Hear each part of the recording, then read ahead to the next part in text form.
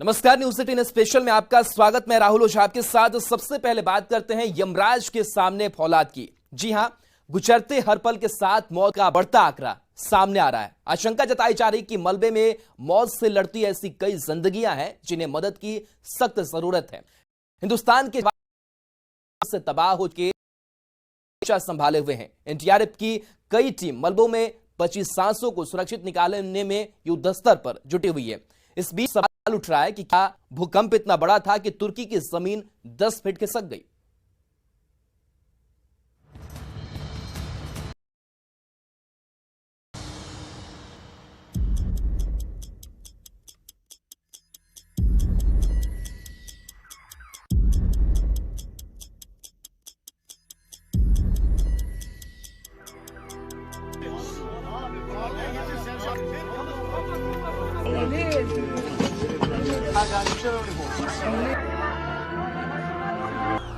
युद्ध की जलती विभीषिका पर इंसान का जोर होता है, लेकिन जिंदगी जब कुदरत झुलसाती है तो दृश्य ऐसा होता है।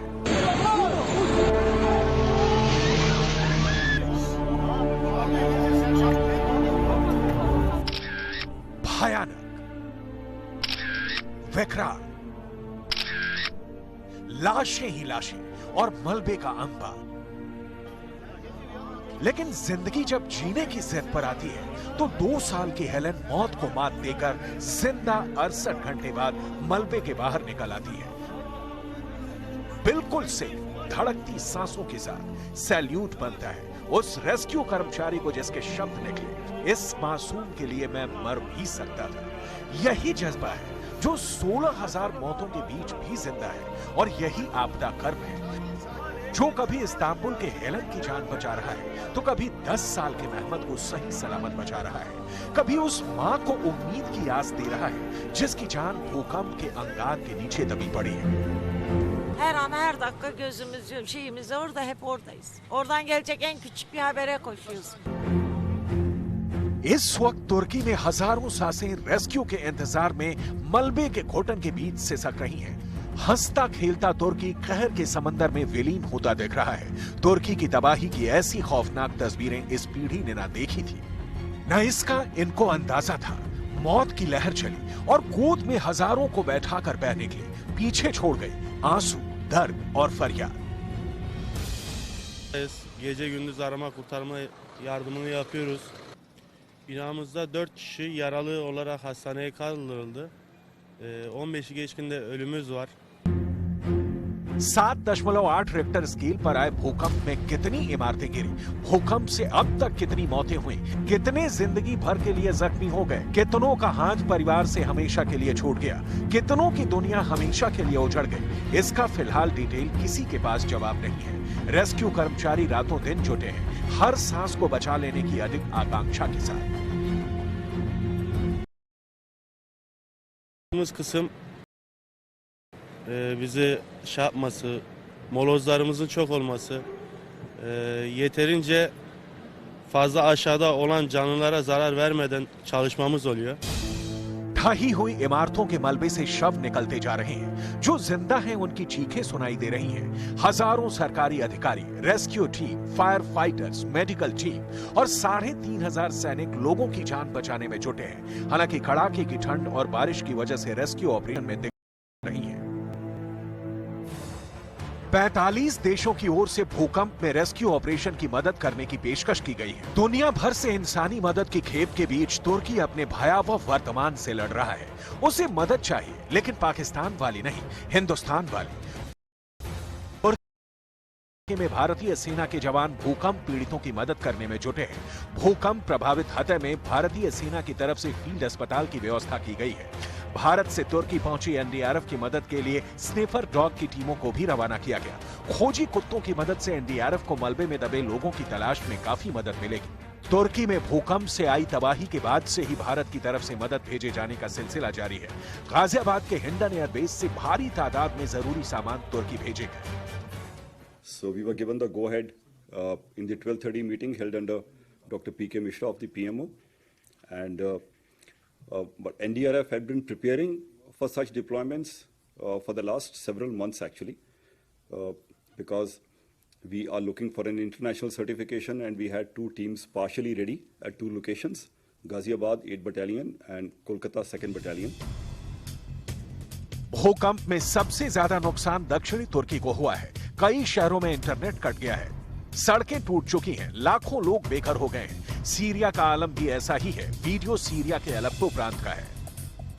वीडियो में दिख रहा है कि एक बिल्डिंग के ढहने के कुछ सेकंड बाद ही उससे सटी दूसरी इमारत भी गिर गई। गृह युद्ध की दहकती अग्नि के बीच सीरिया पर भूकंप विनाश के पहाड़ से टूटा है। कैमरे में जो कुछ भी कैद करने लायक था वो आपकी स्क्रीन पर सामने है। भूकंप के प्रचंड आवेग में तुर्की मलबे सा बिखर गए हैं। रेस्क्यू कर्मचारी जितनी संभव हो सके मलबे से जिंदगी चुन रहे हैं। कैसे देखते ही देखते शहर के शहर हो गए तबाह। कैसी इमारतें बिखर गईं लाश के पत्तों की मानिंद।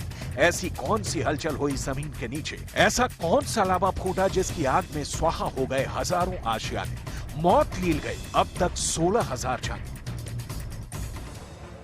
इसे समझने के लिए सबसे पहले आपको इस सैटेलाइट इमेज को देखना होगा। तस्वीरें देखिए, एक एक कर देखते जाइए, क्या से क्या होगा।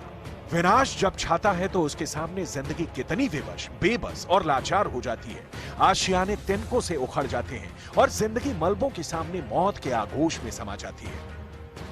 भूकंप कैसा था, धरती पर इसका असर कितना और कैसा हुआ। कैसे भविष्य की धरती तुर्की में भूकंप ने नई स्क्रिप्ट लिख दी है। इसकी डिटेल में जाने से पहले ये सैटेलाइट तस्वीर देख लीजिए। सड़क ने रास्ता बदल लिया है। सेंटीमीटर या इंच में नहीं, 1.5 मीटर सड़क खिसक कर अलग हो गई है। भूकंप की स्टडी करने वाली अमेरिकी संस्था यूनाइटेड स्टेट्स जियोलॉजिकल सर्वे यानी यूएसजीएस की तस्वीर में दोनों भूकंपों से सतह पर कहां-कहां दरारें बनी है वो दिख रहा है। इसमें एक मैदान में 2 सड़कें दिख रही हैं जो 2 हिस्सों में बंट गई हैं क्योंकि सड़कों के बीच से ही फॉल्ट लाइन जा रही थी। तुर्की जैसा भूकंप सदियों में एक बार आता है और जब भी आता है हजारों को लील जाता है। धरती के नीचे हो रही हलचल का नतीजा है कि एक महाद्वीप दूसरे से अलग है और भूगोल की भाषा में समझें तो यह प्लेट टेक्टोनिक थ्योरी के कारण होता है। इस थ्योरी के बारे में आपको डिटेल में बताएं, उससे पहले तुर्की के भूकंप की तीव्रता और असर देख लीजिए। कई वैज्ञानिकों का मानना है कि भूकंप की वजह से तुर्की की जमीन 10 फीट खिसक गई है। असल में भूकंप टेक्टोनिक प्लेटों के एक दूसरे के ऊपर चढ़ने या धकेलने या फिर अलग होने से आते हैं। अगर 6.5 से 6.9 या उससे ऊपर का कोई भूकंप आता है तो ये किसी भी टेक्टोनिक प्लेट को 1 मीटर यानी करीब 3 फीट खिसका सकता है। बड़े भूकंप तो प्लेट और उसके ऊपर बसे देशों को 10 से 15 मीटर तक खिसका सकते हैं, यानी 30 से 45 फीट तक। जमीन के इस खिसकाव का असर भविष्य में दिखेगा। अभी तो तुर्की को भूकंप ने कैसे तबाह किया है उसकी डिटेल देख लीजिए। तुर्की के नीचे मौजूद माइक्रो प्लेट्स उल्टी दिशा में घूम रही हैं, यानी एंटी क्लॉकवाइज। इन छोटी प्लेट्स को अरेबियन प्लेट धकेल रही हैं। घूमती हुई एनाटोलियन प्लेट को जब अरेबियन प्लेट से धक्का लगता है तब ये यूरेशियन प्लेट से टकराती है। इससे भूकंप आते हैं, वो भी 2 बार। पहले अरेबियन प्लेट की टक्कर से, दूसरा यूरेशियन की टक्कर से। यूएसजीएस के मुताबिक तुर्की में 2 प्लेटों के बीच आई दरार करीब 300 किलोमीटर लंबी है। कुछ वैज्ञानिक तो इस फॉल्ट लाइन को 500 किलोमीटर लंबी बता रहे हैं। यानी जमीन खिसकी तो है, लेकिन एग्जैक्टली कितनी, इसके फिलहाल कयास ही लगाए जा सकते हैं। यह पहली बार नहीं हुआ है कि कुदरत ने धरती की तस्वीर बदल दी है। 2011 की जापान सुनामी के बाद यह बताया गया था कि जापान 8 इंच खिसक गया है। यहां आपको टेक्टोनिक प्लेट्स को समझना बहुत जरूरी है।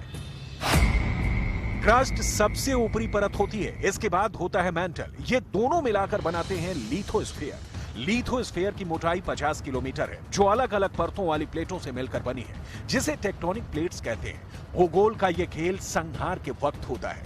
इस संहार का अंदाजा लगा पाना मुश्किल है। भूकंप के कारणों का पता लगाना मुश्किल नहीं है, लेकिन भूकंप आने के पहले सजग होना मुश्किल ही नहीं, नामुमकिन है। इसे समझने के लिए आपको टेक्टोनिक प्लेट्स को और अच्छी तरह जानना जरूरी है। धरती के अंदर 7 टेक्टोनिक प्लेट्स हैं। ये प्लेट्स लगातार घूमती रहती हैं। जब ये प्लेट आपस में टकराती हैं, रगड़ती हैं, एक दूसरे के ऊपर चढ़ती हैं या उनसे दूर जाती हैं, तब जमीन हिलने लगती है। इसे ही भूकंप कहते हैं। तुर्की के भूकंप को रेक्टर स्केल पर मापा जा सकता है, लेकिन उससे उजड़ी जिंदगी की तबाही का कोई पैमाना नहीं। उस दर्द, उस आंसू को मापने का कोई पैमाना नहीं। जिसे जीवन देने वाली कुदरत मौत के तौर पर कभी कभी इंसान को देती है। बेहिसाब दुख और दर्दनाक मौत। रूस यूक्रेन महायुद्ध जो अभी भी बदस्तूर जारी है, और इस दौरान व्लादिमीर पुतिन क्या वो करने वाले हैं जो रूस ने पिछले 33 साल में नहीं किया? क्या रूस नए परमाणु बम का परीक्षण करने जा रहा है? रूस से खबर सामने आई है कि उसके सबसे बड़े न्यूक्लियर टेस्टिंग साइट को एक्टिव कर दिया गया है। अमेरिका के साइंटिस्ट ये मान रहे हैं कि रूस परमाणु हमले की तरफ आगे बढ़ता है तो उसे 3 स्टेप में अंजाम दे सकता है, और पहला स्टेप परमाणु परीक्षण का होगा। सवाल यह है कि क्या परमाणु हमले का पहला राउंड शुरू हो चुका है? रिपोर्ट देखिए।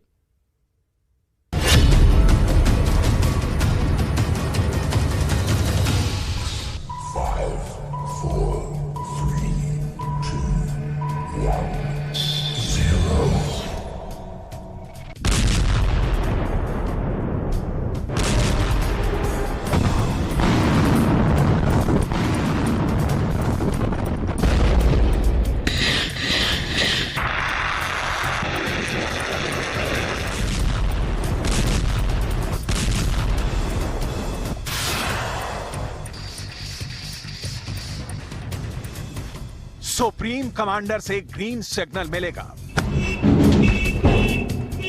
बटन दबेगा, जमीन के अंदर आग लगेगी, धरती कांप उठेगी,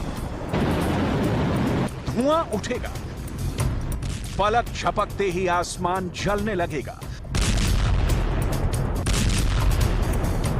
गगन भेदी शोर गूंज उठेगा।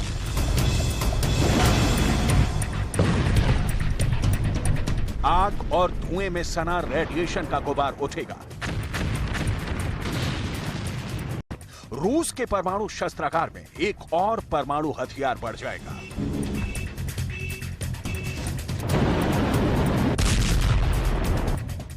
यह खौफनाक वीडियो रूस के परमाणु परीक्षण का है।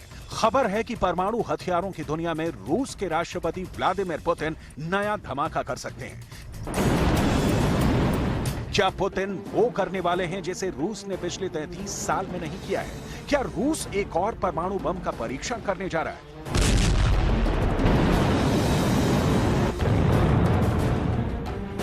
आखिर अमेरिका की सैटेलाइट रूस के एक वीरान आइलैंड पर क्यों नजर गड़ाए हुए है? अमेरिका की सैटेलाइट उस टापू के चप्पे चप्पे की तस्वीर क्यों ले रहा है? उस आइलैंड के एक खास इलाके पर ही क्यों अमेरिका की सैटेलाइट के कैमरे जूम मोड में है?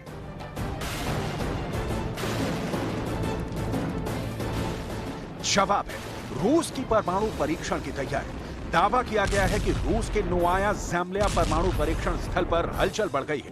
नोवाया ज़ेम्ल्या परमाणु परीक्षण स्थल के डायरेक्टर व्याचेस्लाव सोलोवियोव ने दावा किया है कि नोवाया ज़ेम्ल्या परमाणु परीक्षण स्थल को किसी भी वक्त परमाणु परीक्षण के लिए तैयार कर दिया गया है। All Russian research institute of experimental physics के डायरेक्टर व्याचेस्लाव सोलोवियोव ने दावा किया है कि अगर जरूरत पड़ी तो नोवाया ज़ेम्ल्या में किसी भी वक्त रूस परमाणु परीक्षण कर सकता है।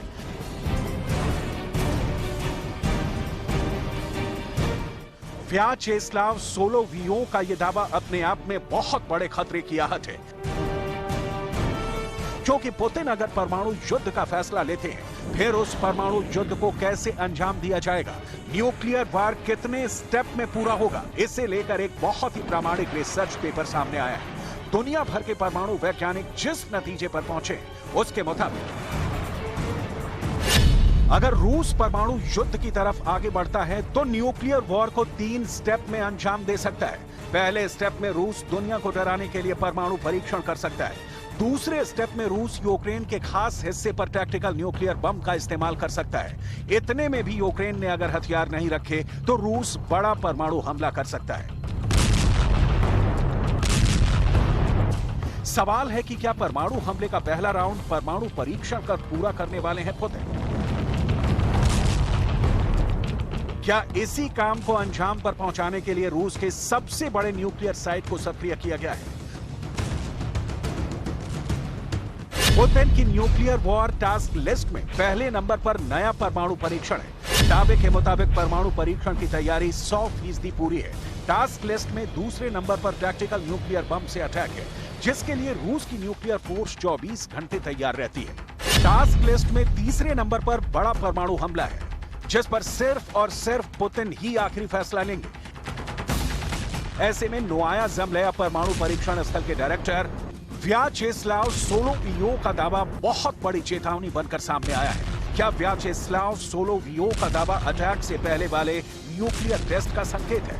क्योंकि नोवाया ज़ेमल्याह परमाणु परीक्षण स्थल रूस की सबसे बड़ी न्यूक्लियर टेस्टिंग साइट में शामिल है।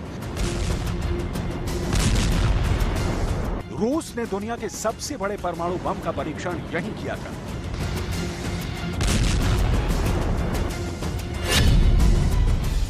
नोवाया ज़ेमल्याह रूस के उत्तर और यूरोप के पूरब उत्तर में आर्कटिक महासागर में एक द्वीप समूह है। नोवाया ज़ेमल्याह मॉस्को से करीब 2000 किलोमीटर दूर है। साल 1954 में पहली बार नोवाया ज़ेमल्याह परमाणु परीक्षण स्थल को तैयार किया गया था। 1990 तक रूस यहां 132 मर्तबा परमाणु परीक्षण कर चुका था। साल 1961 में यहीं रूस ने आज तक का सबसे शक्तिशाली परमाणु बम ज़ार बम का विस्फोट किया था।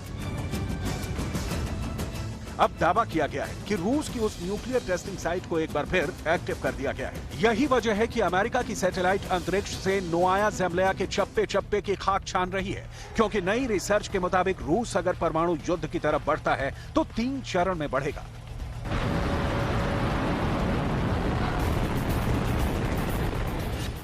पुतिन के परमाणु युद्ध का स्टेप 1 परमाणु परीक्षण। यूक्रेन को डराने के लिए पुतिन सबसे पहले वो करेंगे जो रूस ने पिछले 33 साल में नहीं किया है। वो काम है परमाणु परीक्षण। परमाणु वैज्ञानिकों का मानना है कि पुतिन यूक्रेन की सेना में खौफ भरने के लिए एक बार फिर न्यूक्लियर टेस्ट कर सकते हैं। रूस ने अपना पहला परमाणु परीक्षण 29 अगस्त 1949 को किया था। रूस ने आखिरी बार 24 अक्टूबर 1990 को न्यूक्लियर टेस्ट किया था। रूस अब तक कुल 715 परमाणु परीक्षण कर चुका है, जिसमें 496 अंडरग्राउंड रहे हैं।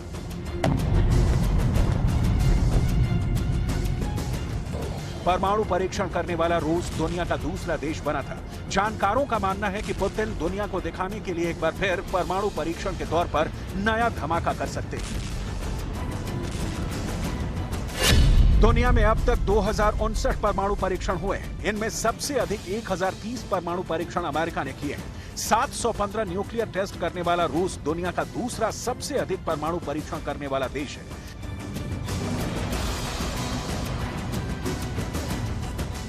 दावा किया जा रहा है कि यूक्रेन युद्ध के दौरान पश्चिमी देशों पर दबाव बनाने के लिए रूस के नोवाया ज़ेमल्याह परमाणु परीक्षण स्थल को सक्रिय किया गया है। अगर रूस का ये दांव काम कर गया है, क्योंकि उनका ये कदम एक तरफ यूक्रेन की हिम्मत को तोड़ देगा, तो वहीं दूसरी तरफ अमेरिका तक भी सीधा और कड़ा संदेश पहुंच जाएगा। लेकिन अगर इतने पर भी यूक्रेन नहीं माना, युद्ध ही ठाना, तो फिर पुतिन परमाणु युद्ध के आखिरी स्टेप की ओर बढ़ जाएंगे।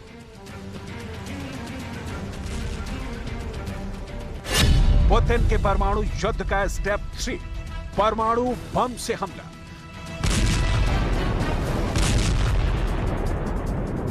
रूस का परमाणु बम यूक्रेन के जिस हिस्से पर गिरेगा वो वीरान हो जाएगा।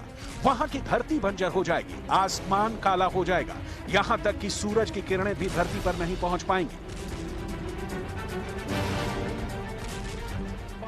अगर पुतिन यूक्रेन पर बड़े परमाणु बम से हमला करते हैं तो ये जंग कीव और मॉस्को तक ही सीमित नहीं रहेगी।